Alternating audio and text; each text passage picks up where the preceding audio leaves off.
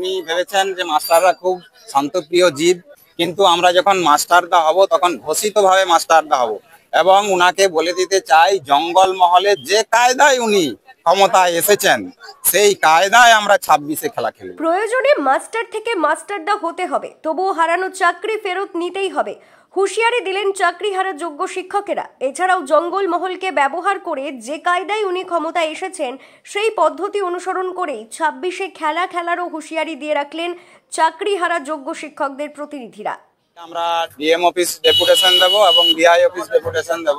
রাজনৈতিক ভেদাভেদ ভুলে আমাদের সাথে পা মেলানোর জন্য আমরা আহ্বান জানিয়েছি। আমরা শান্তিপূর্ণ মিছিলের মাধ্যমে মাননীয় মুখ্যমন্ত্রীকে বলতে চাই যে আমাদের হকের চাকরি ফিরিয়ে না দিলে আমরা মাস্টার থেকে যখন মাস্টারদা হব তখন আমরা প্রশাসনকে জানিয়েই আমরা মাস্টারদা হব।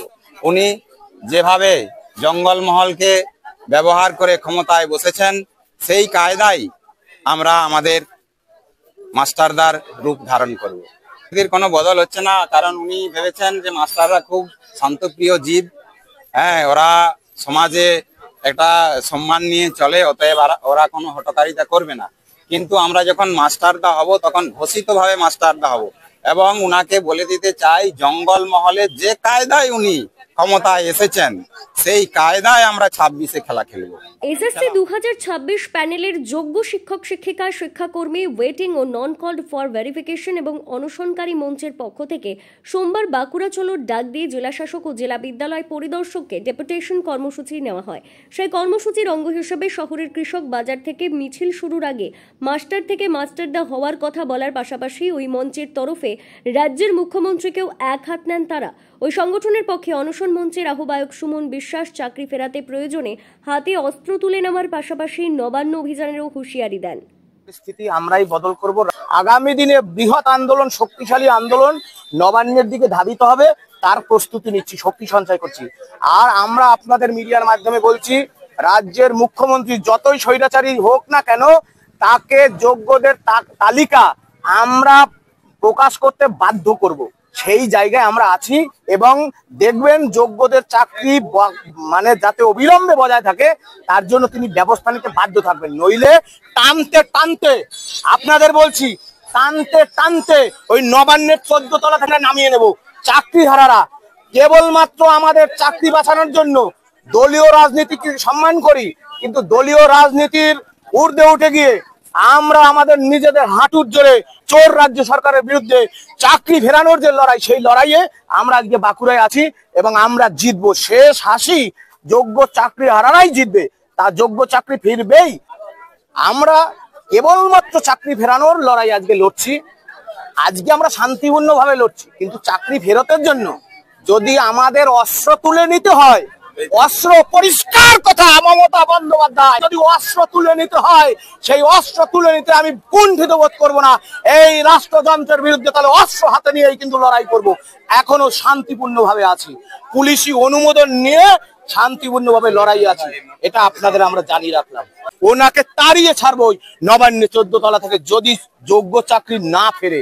সেই লড়াই, এই বৃষ্টি হোক, ঝড় হোক, বাদল হোক, সবকিছুকে উপেক্ষা করে আমরা লড়বো। তাদের এই লড়াই আন্দোলনে সামিল হতে প্রতিটি রাজনৈতিক দল, শিক্ষক সংগঠন, বিভিন্ন গণ সাংস্কৃতিক সংগঠন সহ আপামর জনসাধারণকে সামিল হবার আবেদন জানিয়েছিলেন আন্দোলনকারী যোগ্য শিক্ষকেরা। সেই ডাকে সাড়া দিয়ে দিন চাকরিহারা শিক্ষকদের আন্দোলনে তাদের সঙ্গে যোগ দেন বিজেপি বিধায়ক নীলাদ্রি শেখর দানা। আন্দোলনকারীরা তাকে স্বাগত জানান ও এই লড়াই আন্দোলনে পাশে থাকার আহ্বান জানান। মাননীয় বিধায়ক